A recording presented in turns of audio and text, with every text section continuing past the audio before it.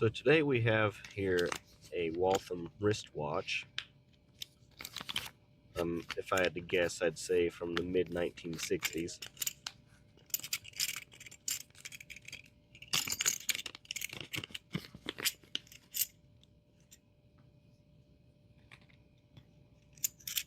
You can see the back is not, it's a snap-on case back and it's not on there, and it appears to be missing the gasket and also missing a stem and crown and a movement ring. It's pretty scratched up and the gold plating is worn, and there's a big hole in the crystal also. I could not figure out the right kind of gasket to go on the back of this. If anybody has any ideas, let me know. So Waltham Watch Company was started around 1850, and they were one of the American companies that started like the assembly line process for watches to make them cheaper and more available. And they were a leading manufacturer of watches all the way up until the mid-1940s. In 1949, they claimed bankruptcy, and after reorganization, they continued manufacturing movements and watches through about 1952, and then they started importing Swiss movements. A majority stake in the ownership of Waltham bounced around from 1955 through 1967. They were fairly successful. In 1968, a Swiss group headed by Invicta Watch Company bought a majority stake in Waltham, and that moved the ownership out of the USA to Switzerland. They continued to manufacture watches in the US until around the quartz crisis in 1970. In the late 70s, Waltham, along with a lot of other cheap Swiss watchmakers, were merged into a group called SGT. During the quartz crisis around 1981, SGT ceased operations, and Waltham's name was purchased by a Japanese company, and then it was a popular brand in Japan. In 2011, it was sold again to an Italian American, and you can still buy some Waltham branded watches online, although they don't look anything like the older ones.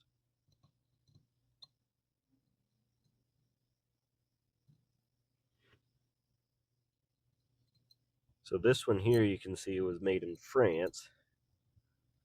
In France, during the 1960s, manufactured a lot of movements for watches of the cheaper watches. Not to say that they were bad. This one seems to be quite well made and keeps pretty good time. And this one's a P72 model. And there's two different types of watches that you get from this. One is called a Lorsa P72, and then the other brand is called Savoy. And you can tell it's a Lorsa by that little plus symbol down there close to where the balance was. And they are pretty much the same, but this one's a Lorsa.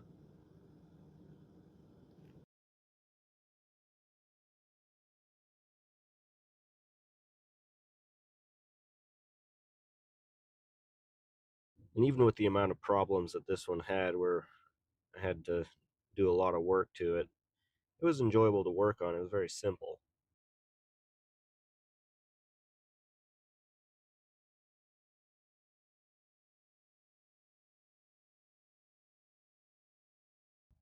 It has a little circular click spring there. It'd be easy to lose.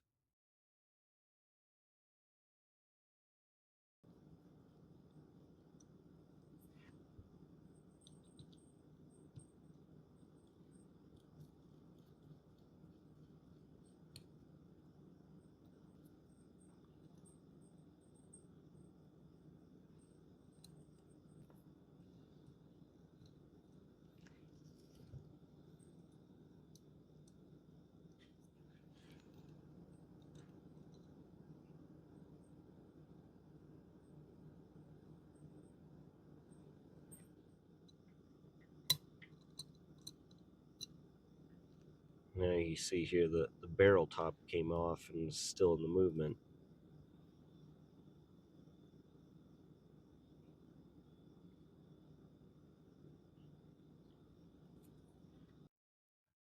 I was able to wind the watch and it did run for a little bit like that, so it's kind of strange.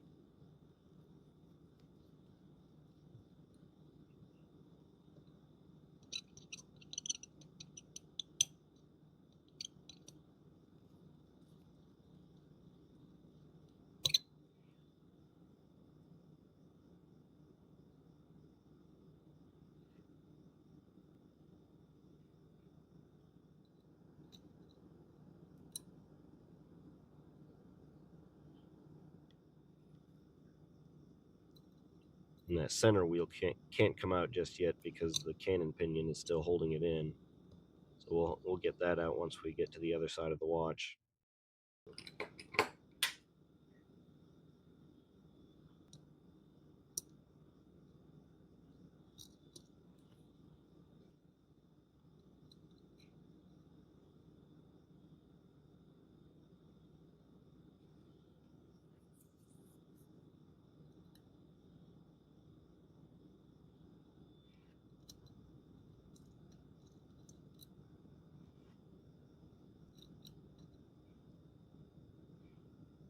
And the screw that holds down the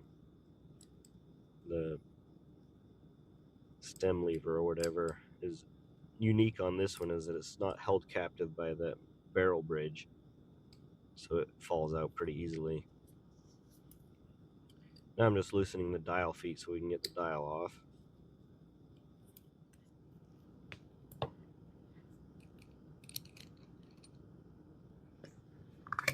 And we'll put the dial in this little box along with the hands.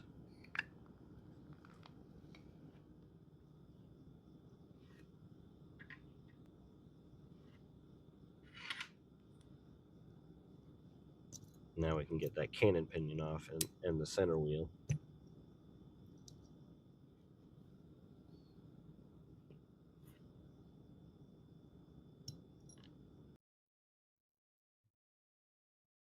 Now these little screws here that cover the intermediate wheels are very small.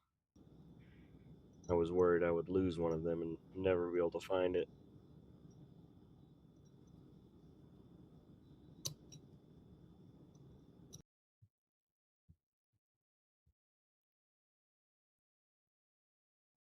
They're only slightly bigger than the screws that, or the screw that holds the balance hairspring on to the balance cock.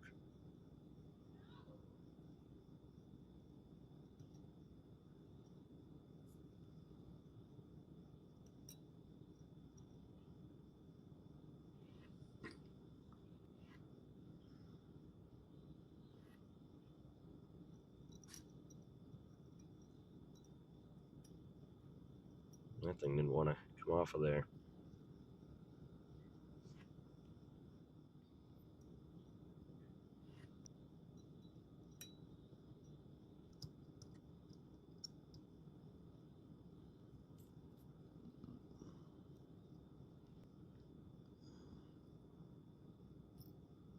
We're getting close to having everything disassembled here.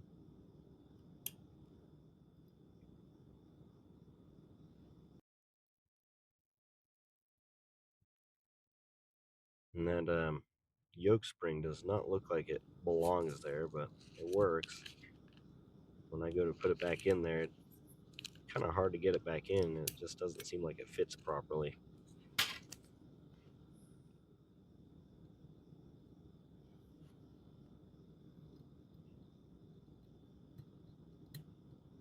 This yoke didn't want to come out of there.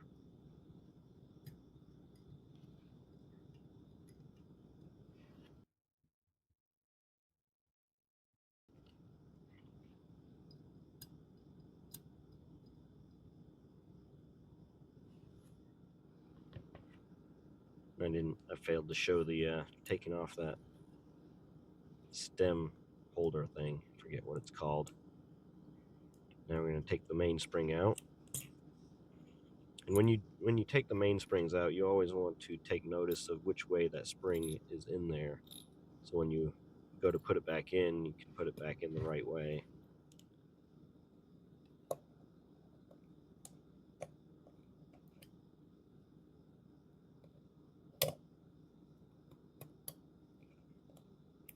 That thing did not want to come out of there, so I had to just leave it on there as I took the spring out.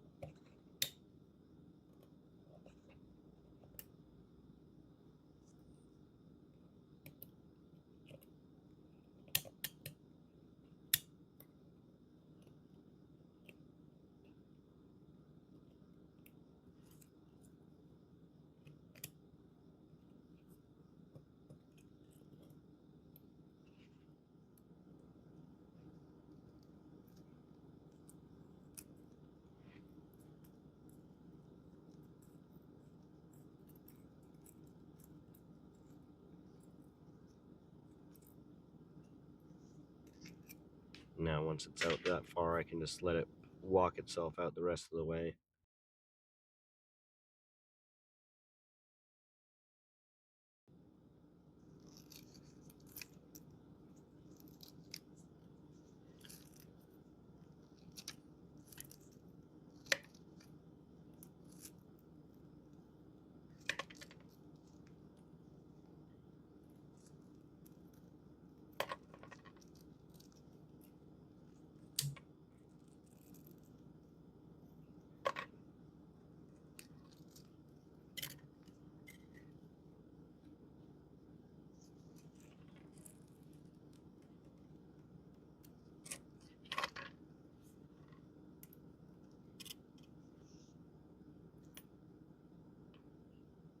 Overall, the spring looks to be in good shape, so we'll just keep it and reuse it. And there's all the parts. It's a pretty simple watch. And now we'll clean it and move on.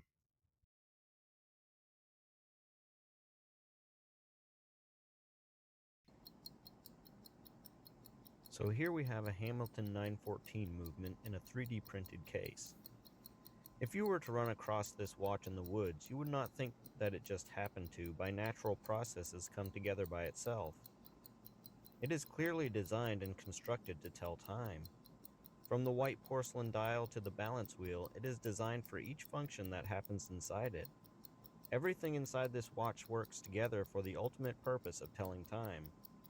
If one little part is not right or is taken away, it doesn't work. You have to have the mainspring, the second, third, and fourth wheels, the balance, including the hairspring, the ratchet wheel, jewels, and so on.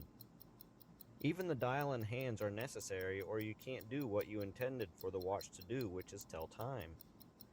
You would not find this watch anywhere and come to the conclusion that it happened by itself. You can also look at buildings and know that it had a builder, or a painting and know that it had a painter.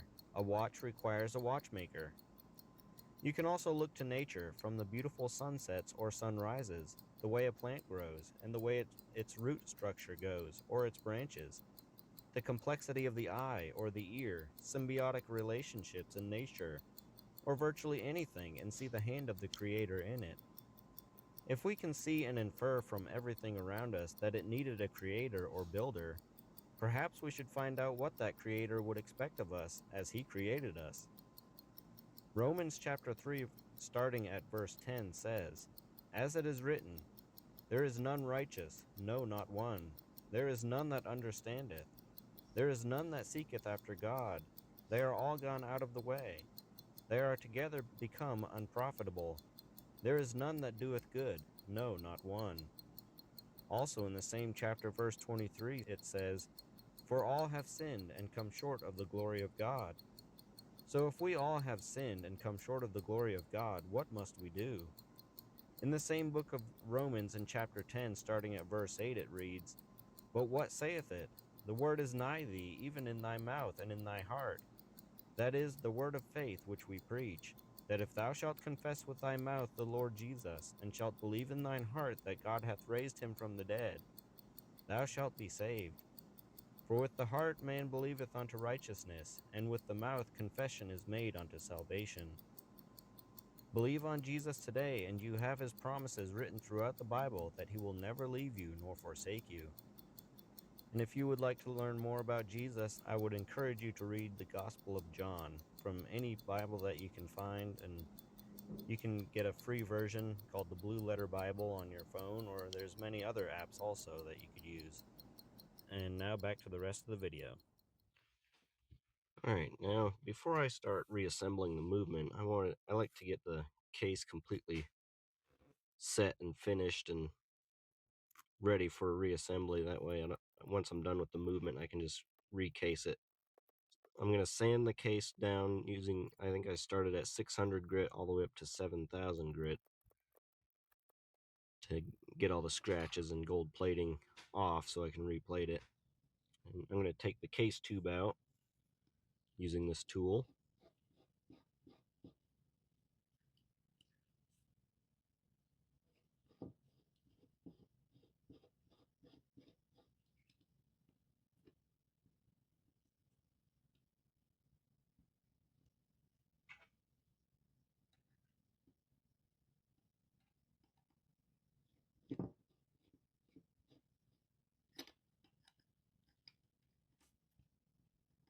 As you can see, it goes from the inside and pushes the little tube out. If it's a screw-in type of tube, then you wouldn't be able to use this.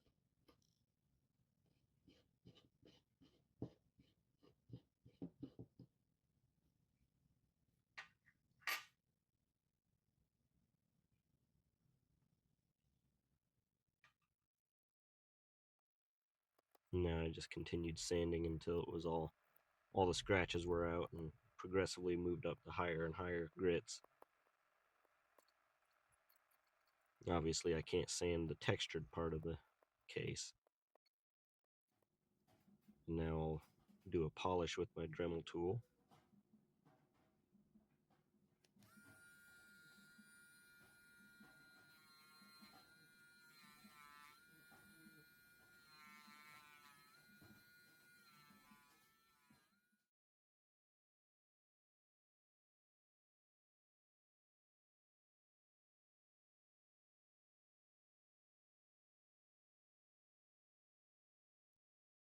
And then I'll polish the case back also. There's some scratches I couldn't get out, but giving it a light polish seemed to make it look a lot better.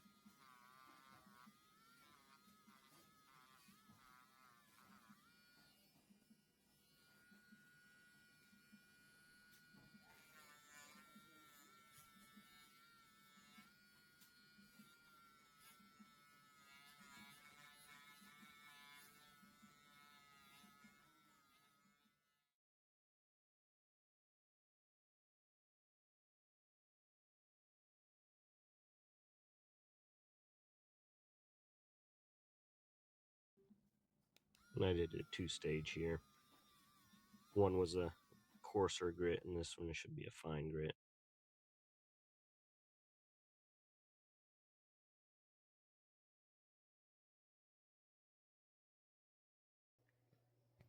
I could not find the correct style hand for the second sand, but I found this one in my collection of sweep seconds hands, but it's silver, so I'm going to replate it along with the case to an 18 karat gold. And we'll use that one. These style Waltham watches usually had a gold colored pointed hand with a red tip, but I couldn't find anything like that. So first we're going to put it through an electro cleaning solution. Positive goes on the anode, stainless steel, and the negative goes on the case and the hands. And we rinse it off in distilled water.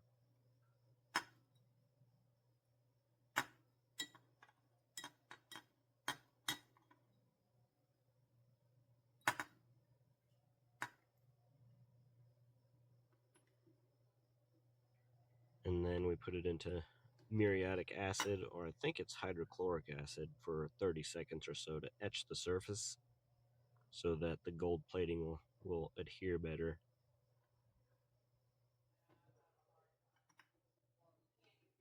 And then we go back into the distilled water to rinse that acid off.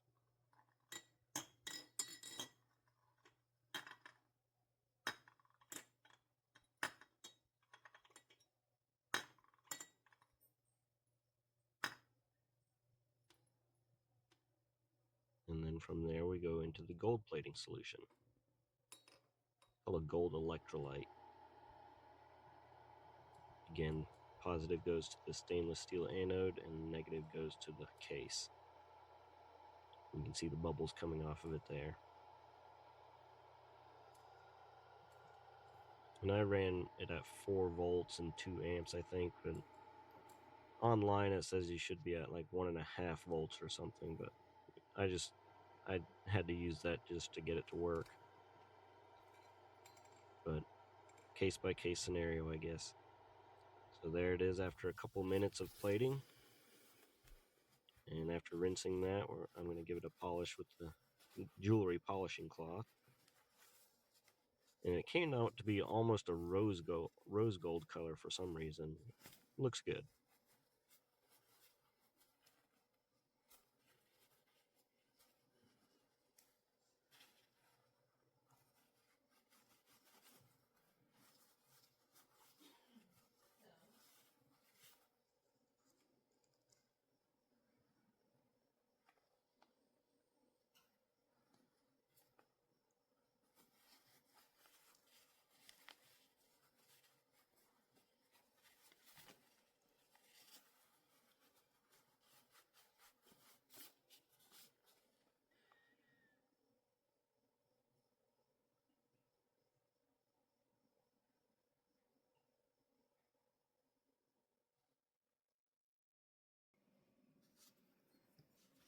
All right, now I'm going to push that case tube back in with the other side of that removal tool. It's a little awkward to get it positioned right, but once you do, it's pretty easy to push it back in. I actually replaced the case tube with a new one, as finding the right size crown for that the existing case tube, I couldn't find the right kind. So I just replaced the crown tube altogether.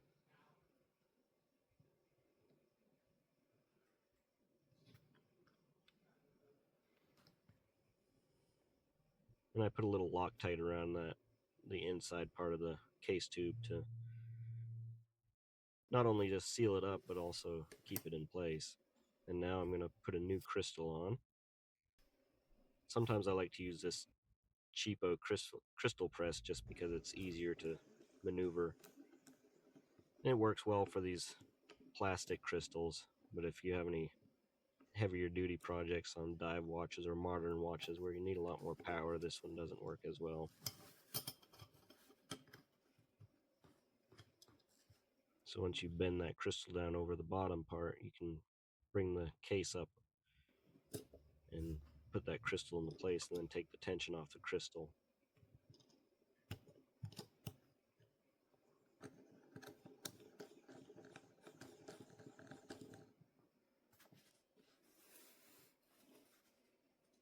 And there you have it. And this one came with a little protective plastic over it. Take that off.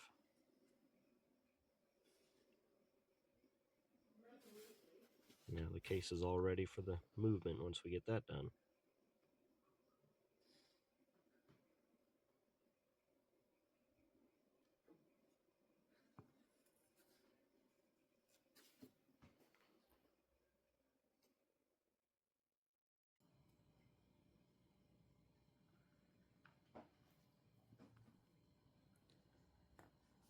Now it's time to get the mainspring back into the mainspring barrel. When you do this, you want to make sure you're winding it into the mainspring barrel the same way it came out. What I like to do is I look at the picture of the mainspring barrel before you took the spring out, and that brass piece act like that's the barrel, and it should look like it's turning the same way. That way you know you have it winding in the correct way.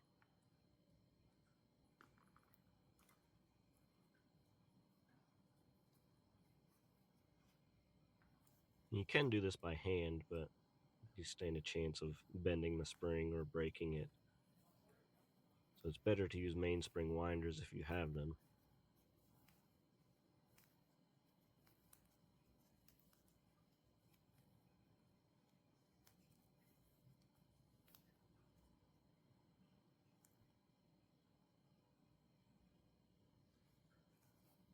And then you have to be careful once you get to the end of the mainspring because it has a hook on there.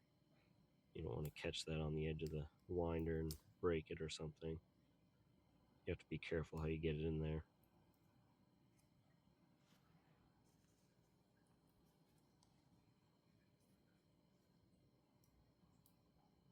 And then if you carefully take the brass piece off, you should have it wound up inside it.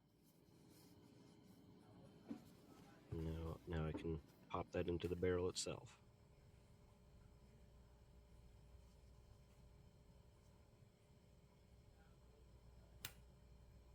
A little click there. And now we'll oil that mainspring and get the lid on.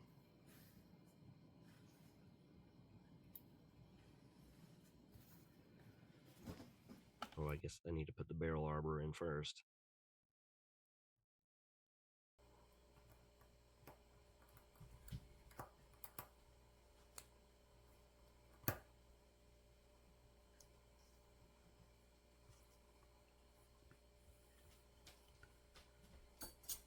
I'm going to put some 8200 on the mainspring itself.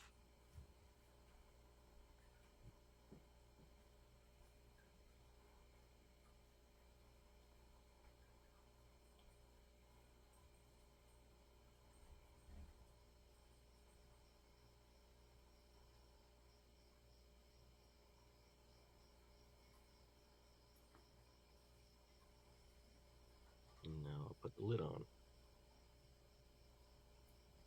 It always makes a satisfying click usually when you pop that lid on there too.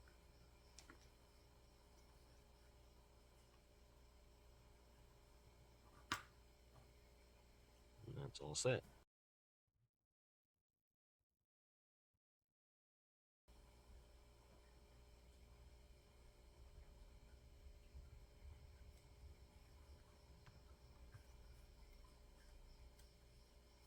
Now onto the movement.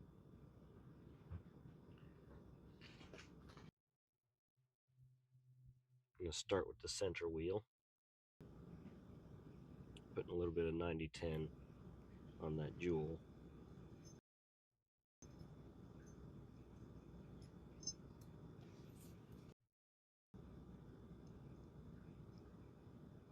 And then we'll put its bridge over top of it.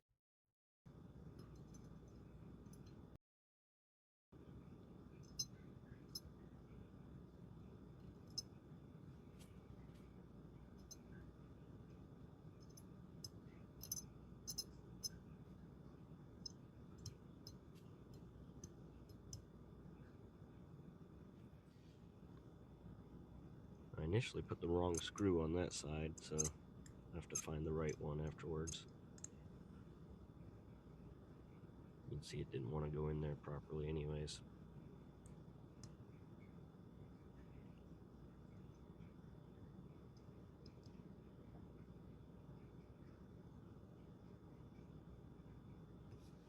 Found the right one, so we'll get that switched out.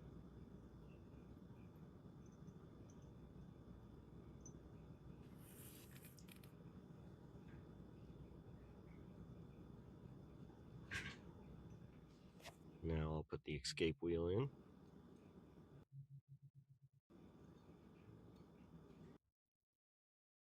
And this might be the third wheel, not sure.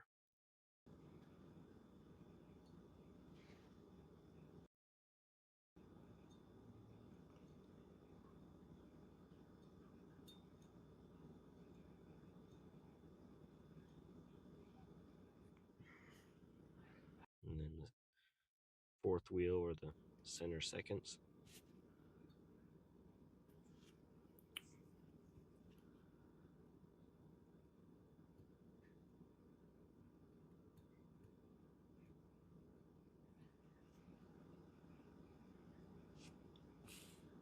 I'm putting a bit of D5 on the barrel.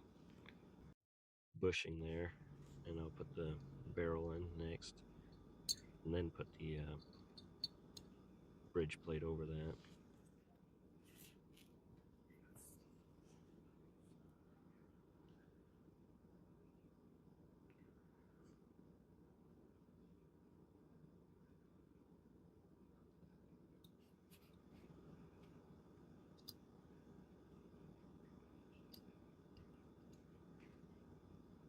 It fought me a little bit, but it wasn't too difficult.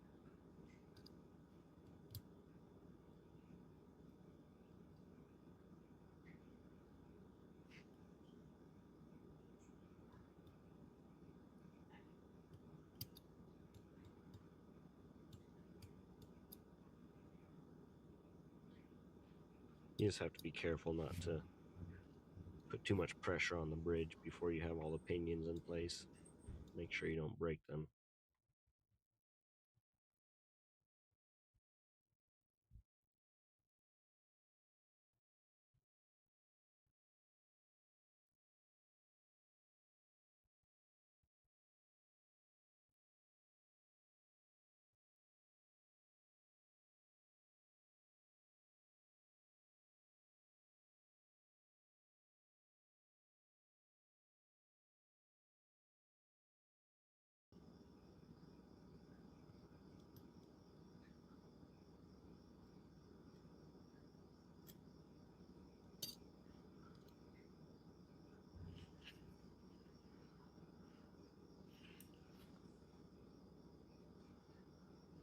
I think everything's in place. Always a nice sound to hear all them wheels spinning freely. Know that you got everything in properly.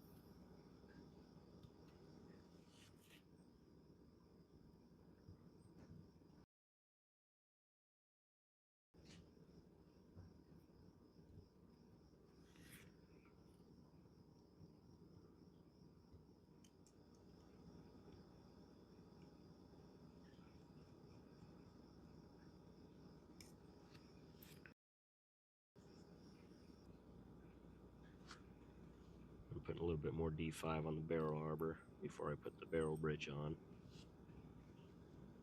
And as I was noticing earlier, the little screw that holds the stem holder thing on goes right through the plate, so it's not necessary to have that on, although I did put it in place here.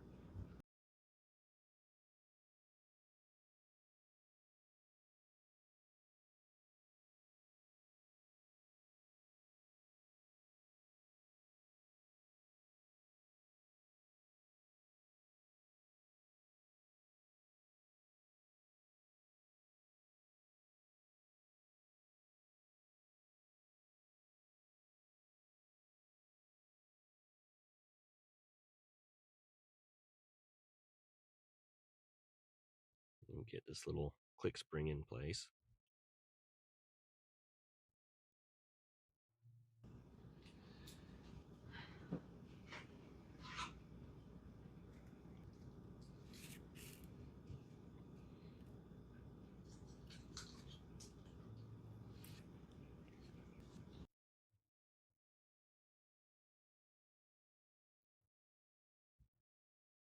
And I found out you can't screw this click screw all the way down because it will cause the click to not be able to move. I don't know if I did that right or not.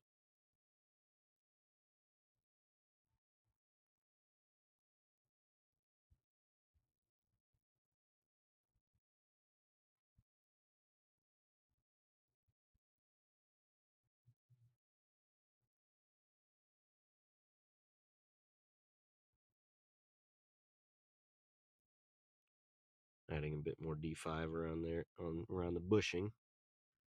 Then we'll put the ratchet wheel on.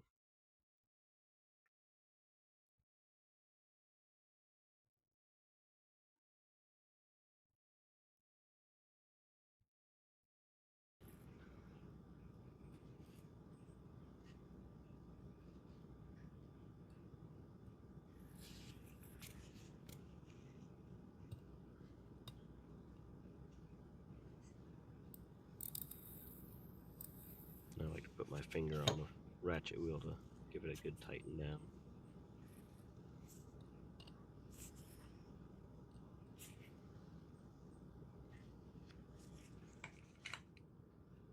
I think this was more D5 around this post. I'll put that little collar on there, and then the wheel on top of that.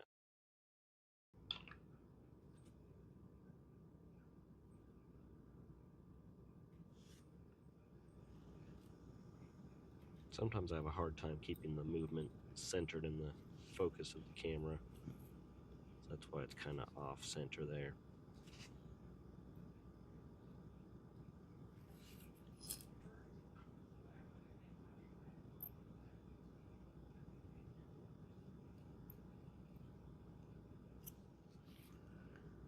And then before I continue, I wanted to put some 90-10 on these jewels and pivots. Before I put the pallet fork back in, I wanted to put some fix-a-drop on the end stones. A lot of times people will just do the whole pallet fork, but I just have a very small amount of this fix-a-drop stuff. I don't think it's the actual name brand fix-a-drop, but something similar. So I just use a paintbrush to brush some on there. And what that does is it's supposed to keep the oil from spreading to different spots. It stays on the pallet stones. And I use 9415, which is more of a grease anyways. But figured since I have it, I might as well use it.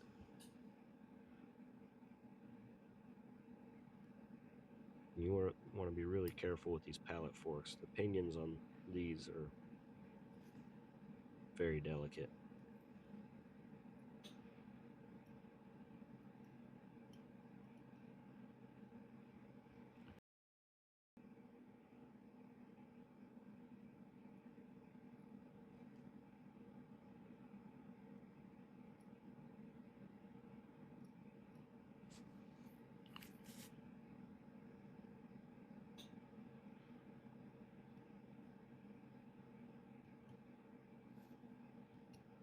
You want to make sure you have it in the jewel before you really put pressure on it.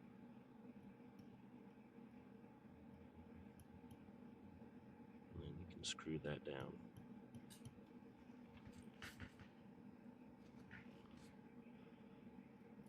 I did put grease on the pallet stones on this one, but I couldn't really show it. I didn't have any good video of it.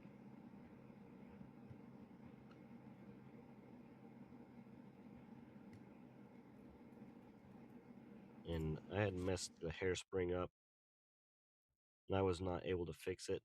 I grabbed the movement wrong with my tweezers and bent the hairspring all up, so I had to get a new balance complete. So I'm going to replace the hairspring and balance on this movement with a new one.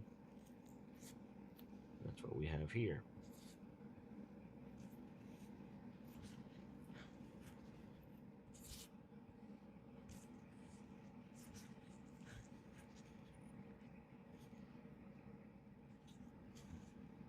So I have the pallet cock upside down, and I'm going to get the little stud holder into the hole there.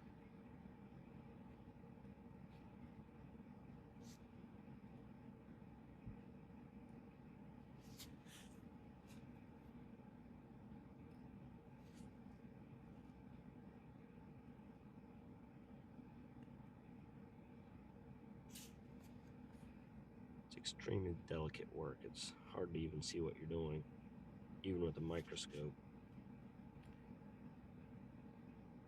Once you get that stud in the holder and that tiny screw on the end, you got to tighten that down.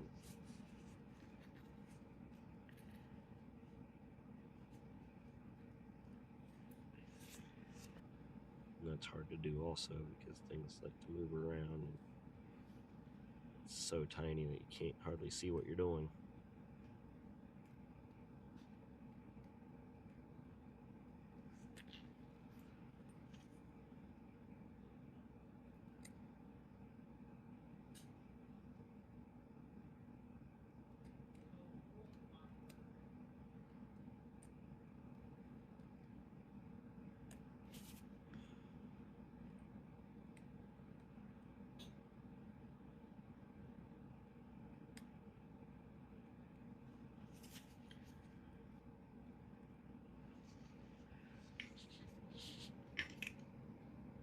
moved it up on top of this block so I could see the spring better to get it back in the regulating pin slot. Carefully pick it up and bring it over that post. And then I gotta close that little brass piece to the right of it, the screwdriver.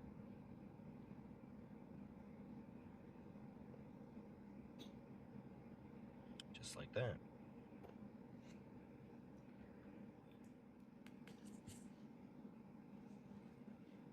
Now we'll get the balance put back in and see if it'll run.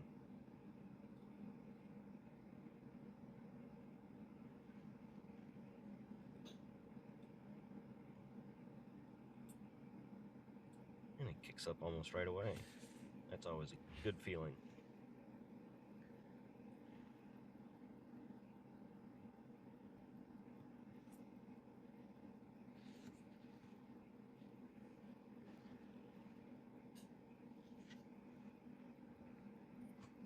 It's always a good feeling, especially when you can see that the amplitude is very high, so that means it's running pretty well. The amplitude is how far the wheel spins one direction before it comes back the other direction.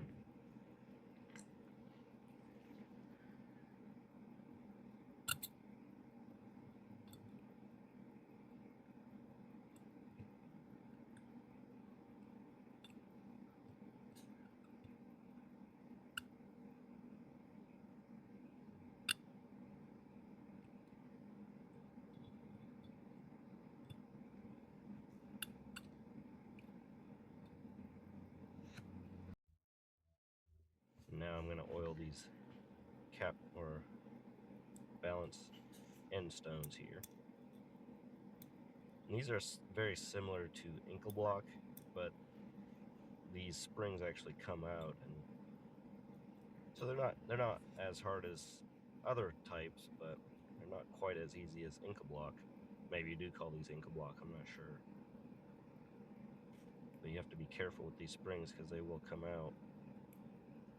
I was trying to lift them up like you would do like a normal ankle block setting, but you can't quite get it. So it just has to come out of there.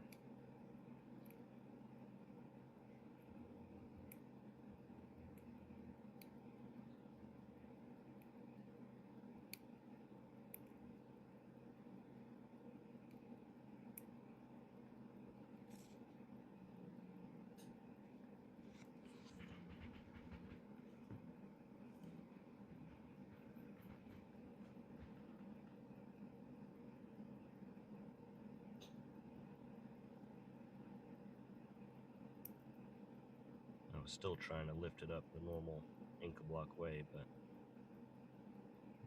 that metal lip there is too high to lift it up. So as you see there, the spring just has to come out.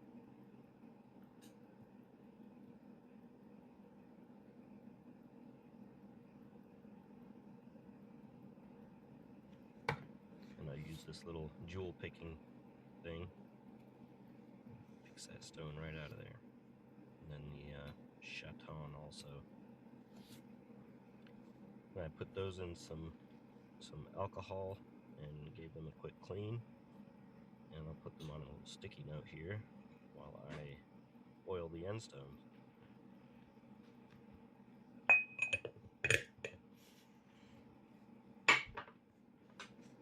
So now I'm going to put some 9010 on this capstone, and we'll put the chaton on top of it.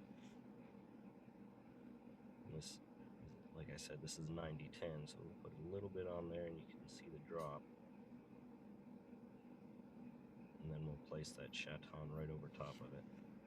And the capillary action will hold them both together for putting back on the watch.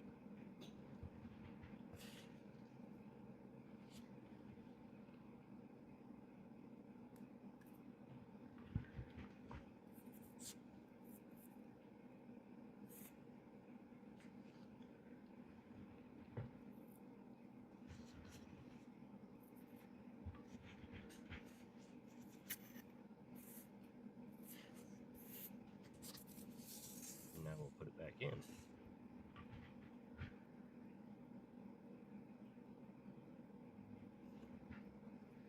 just got to get that spring back in place.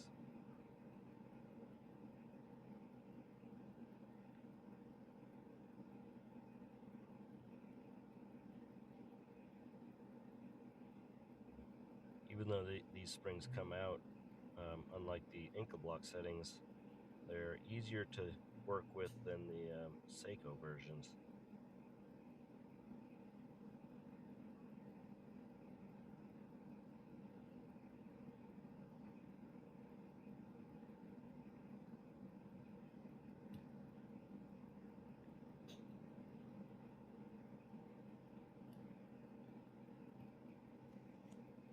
There you have it.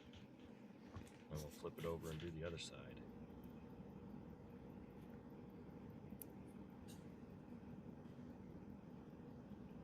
What I'm using here is my smallest oiler, and it's almost like a spring, so if it catches things, it can fling it away pretty easily. But it's the only thing that I have that can reach underneath there and pull that out. And that's the problem. Luckily though, it only went a couple inches away and it was easily found. Very easy to lose those though. Again, we put these in alcohol to clean them up.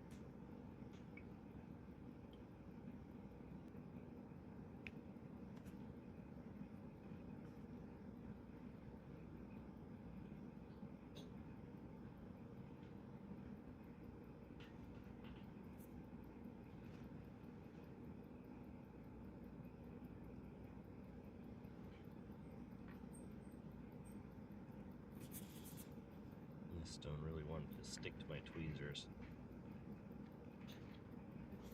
As you'll see here, as I try to flip that over to get to the flat side of the stone, because that's the side you want to put the oil on.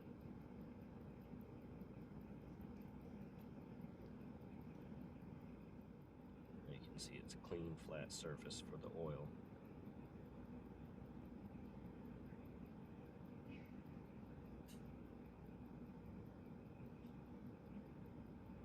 Not a perfectly round spot of oil, but I think it'll work.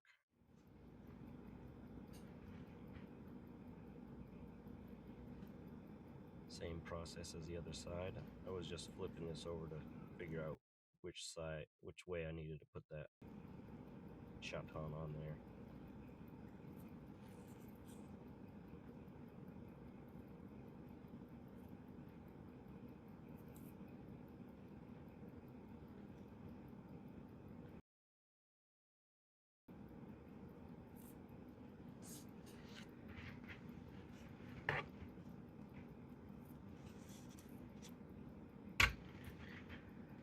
And now that needs to go back on the movement.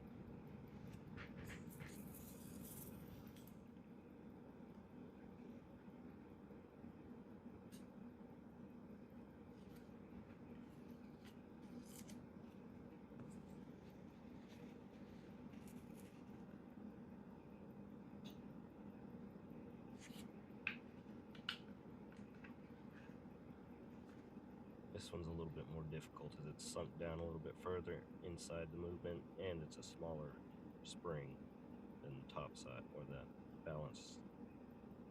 top side of the balance.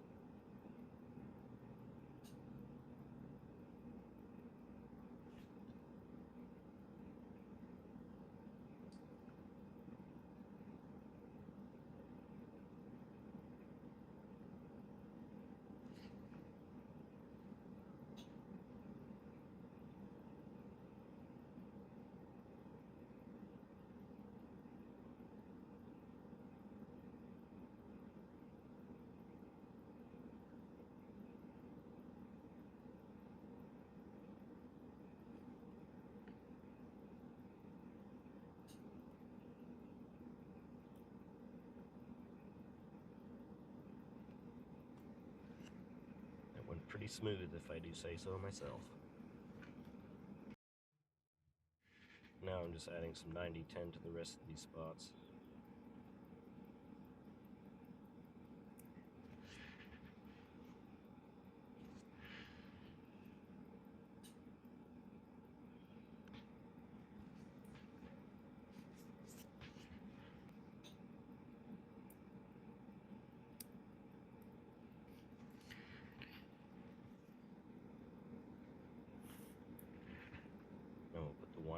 clutch and pinion back in.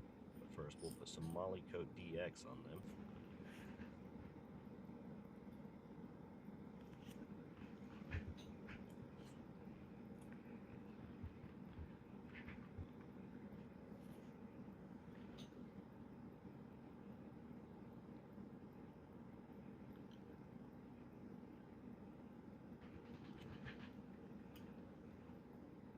I wanted to stick to my oiler a little bit, so I had to get my tweezers.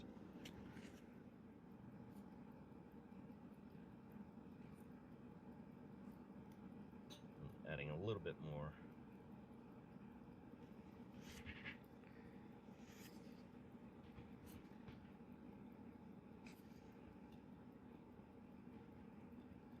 Get that put in place. Maybe. If I can get it lined up right.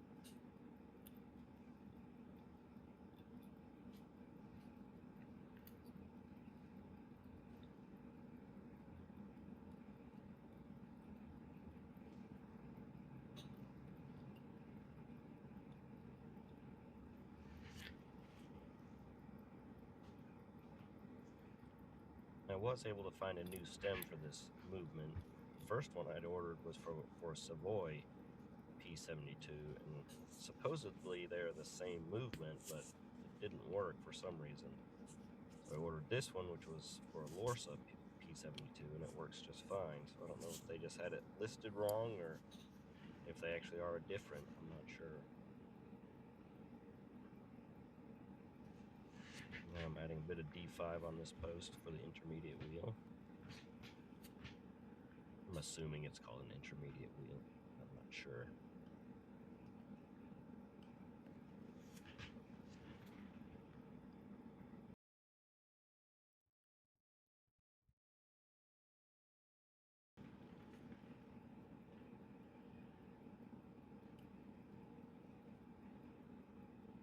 I can't remember what that's called, but we'll get that into place.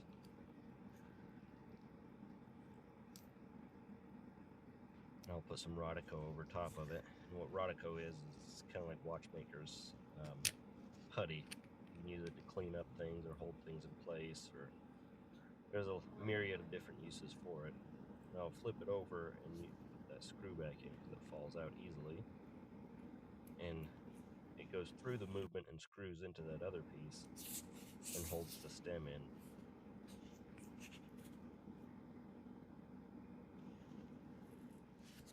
Alright, with that in place, now I can add some more Moly Coat DX to that groove where the yoke will go.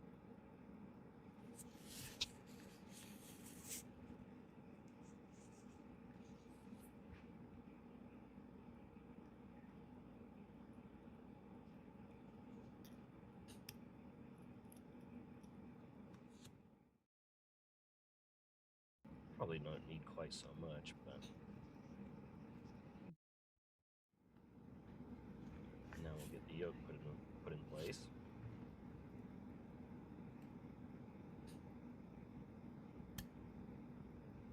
And the part that always makes me nervous is getting these springs in. And that, like before, this one didn't seem like it quite fit properly, so it gave me a little bit of trouble.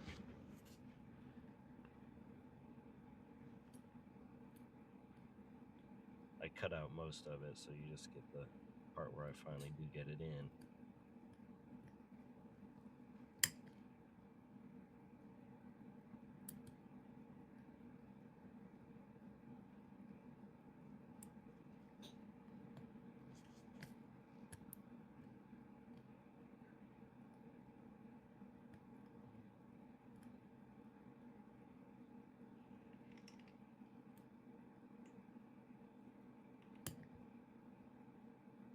Now it's in, but it doesn't look like it fits quite right there.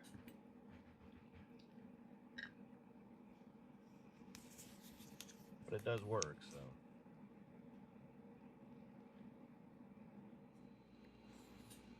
Now I'll get that cover plate on before that spring can decide it wants to leave the chat.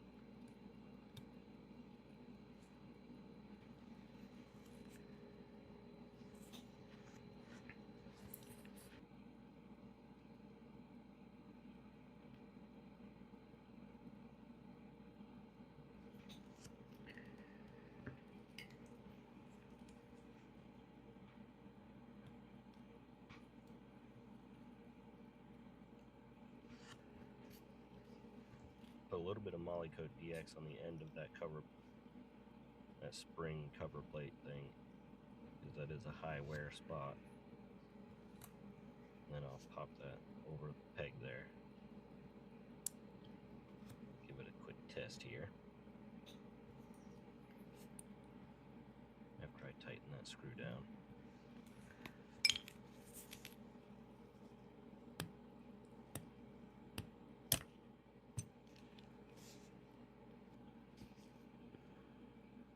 Tighten it back down.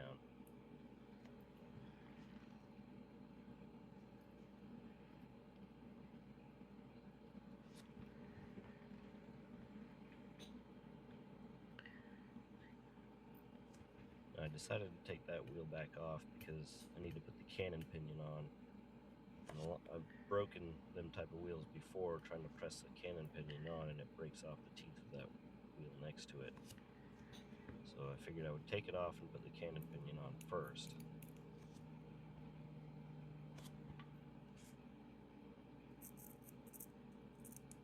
Just putting some 90-10 on that post. And press it down until it clicks. And that's set. And put this other wheel back in place.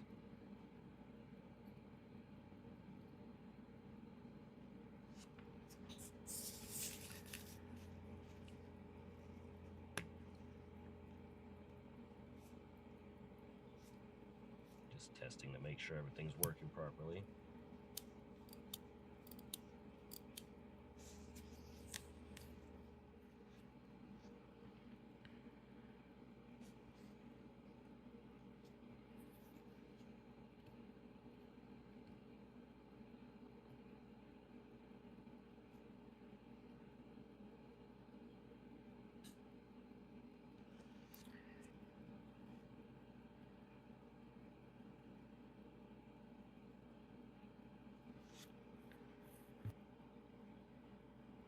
These ones I don't even want to breathe while I'm trying to put them in. They're so small.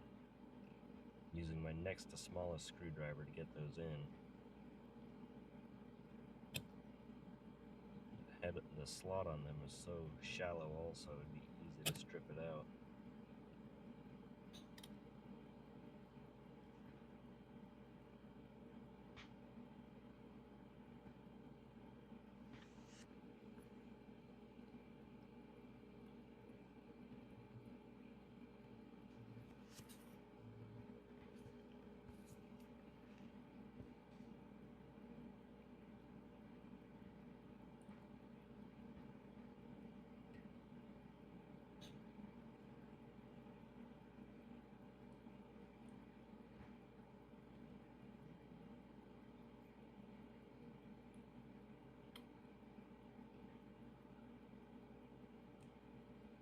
I don't want to tighten those up very much at all. Just a finger tight, and that's it. Now I'm doing an initial reading here to see where it's running at and see what kind of adjustments we need to do.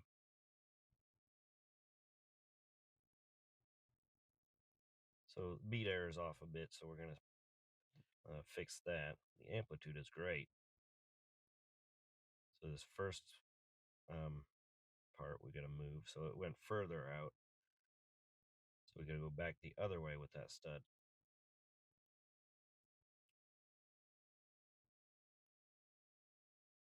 We want that beat error to be as close to 0 as we can get it. So that went back down a little bit, so try once more.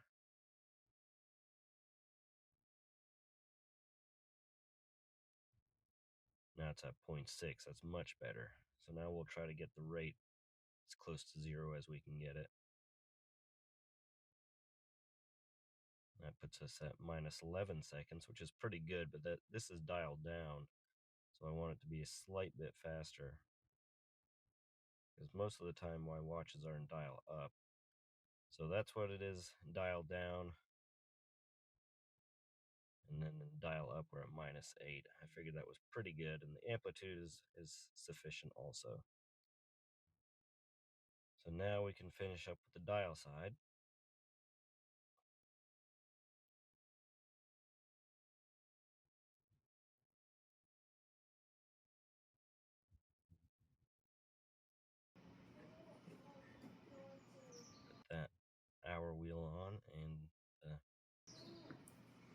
washer and get our dial back on.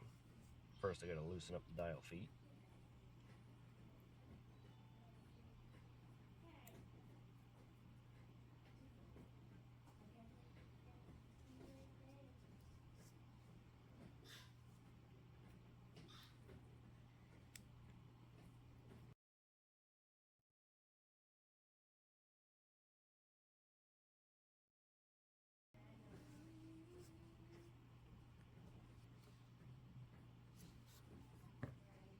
I didn't do anything to the dial. I probably should have cleaned it a little bit, but I forgot about doing that.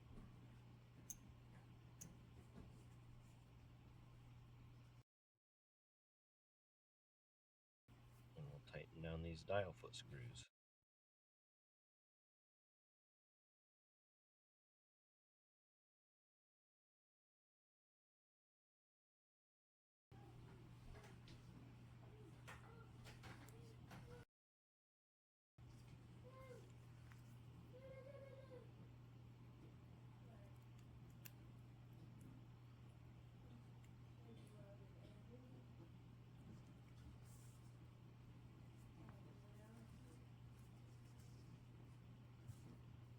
Alright, now that the dial feet are on or screwed down, we can turn our attention to the hands.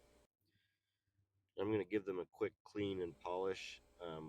Bergeon makes this pen polisher thing that is very expensive. It's like 50 bucks. But I found a very similar one made by Nikon for cleaning camera lenses. That's only $10. You could probably find that on Amazon if you're interested.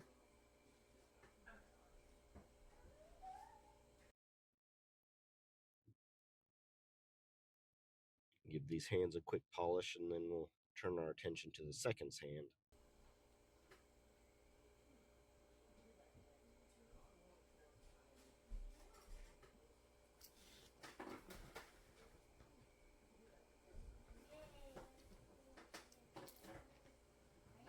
It is a little bit better than they were.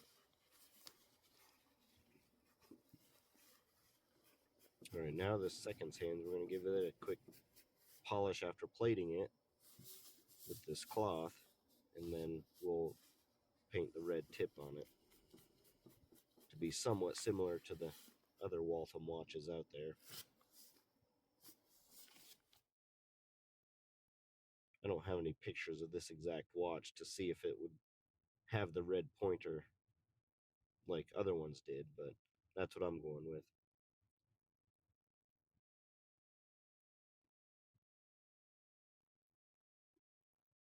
We'll use some Rodico to hold it down, and I'm going to use some model paint, enamel paint on the end.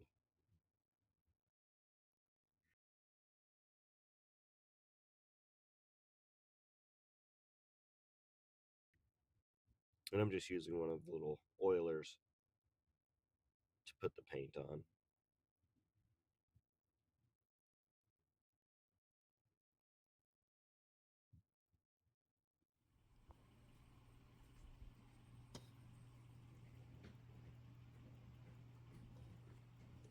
Alright, now we'll put those on after that paint is dried. And right now I'm just finding the right size so I can push down the hand without accidentally pushing it all the way down to the dial. I want it to go over the seconds and minutes hand, but not the hour.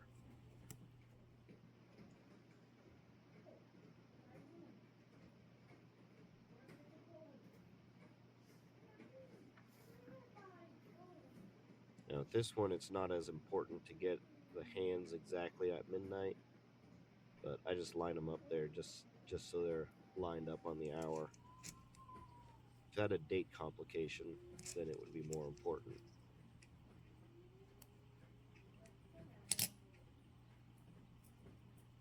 And then I run through the hours just to make sure the hand doesn't bind up anywhere, that it's nice and even. Now for the minute hand.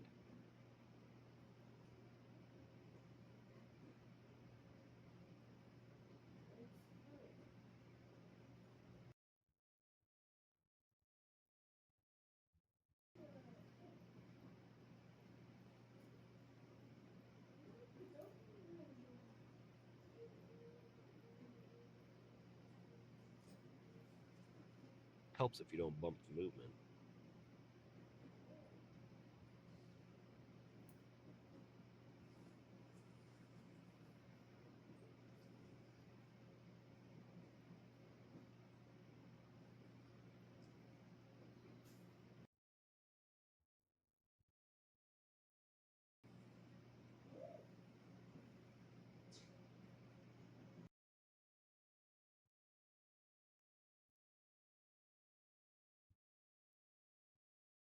Then I'm going to run through the hours again just to make sure they don't interfere with each other.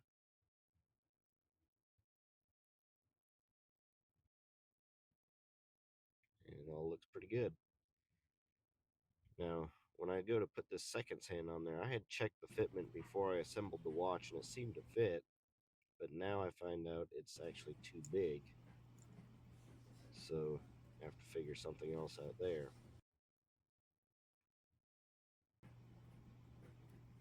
See how it just slides right down and with no resistance.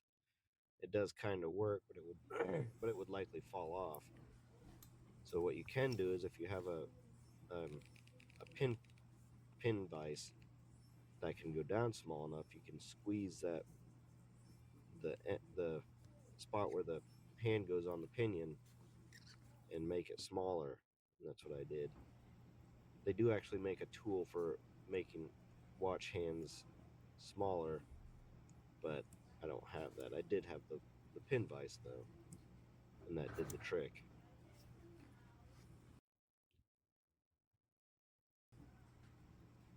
And that seems to work fine. And I'm just letting it run for a little bit to make sure the second hand doesn't hit anything and that they all have clearance.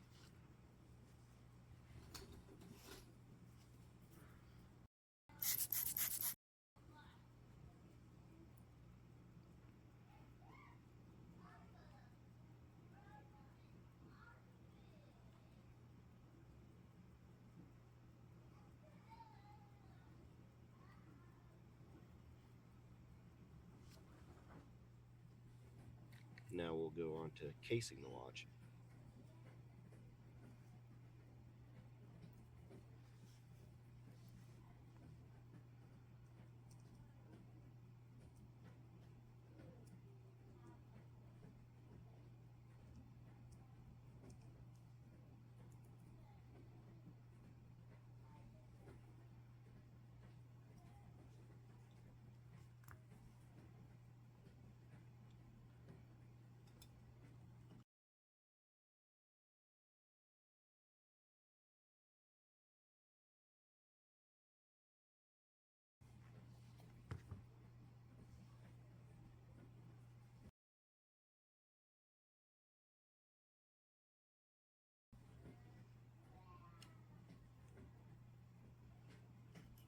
I need to resize this stem.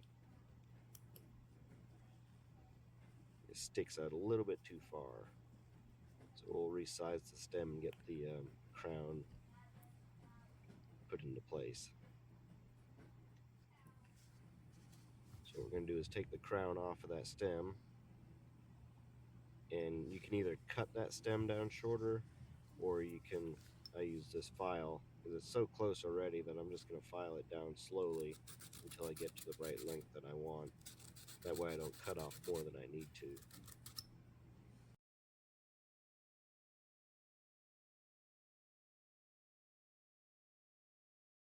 It pays to check your work often to make sure you don't take off too much.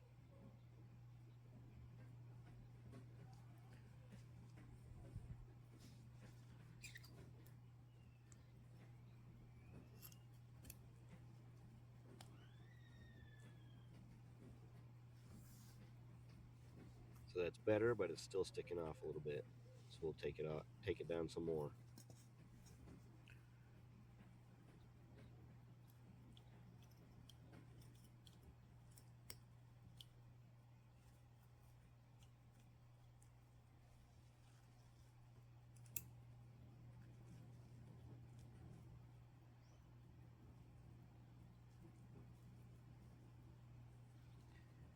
And apparently I cut that out, but I did take it down a little bit more. Now we're going to put a little Loctite on the end of that stem to keep that crown in place.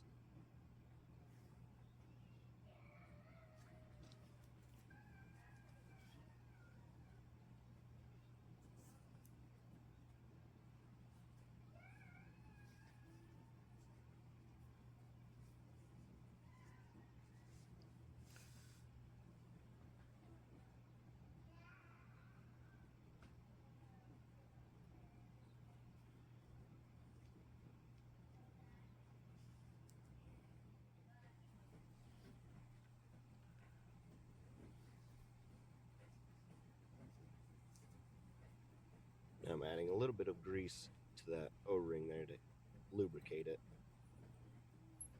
before I put that stem on permanently.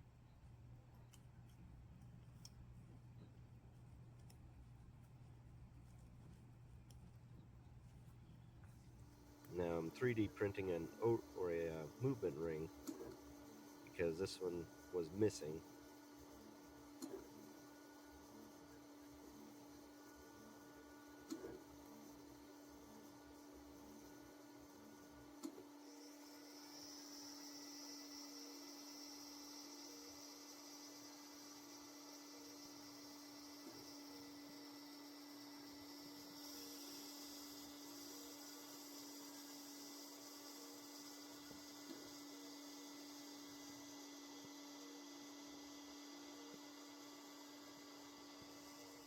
And then I'm going to cut a slot for the stem to go through. And it would appear I needed to make it a little bit thicker as it starts to delaminate a little bit. But it still seems to work fine. It's just starting to come apart a little bit.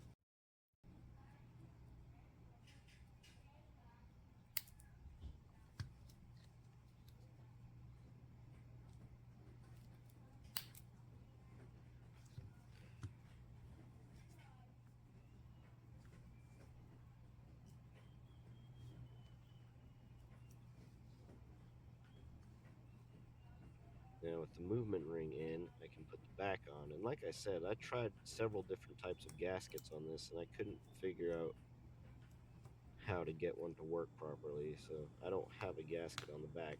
If anybody has any ideas, I'd be willing to hear them. I don't know if maybe it was designed not to have a gasket on the back, I'm not sure.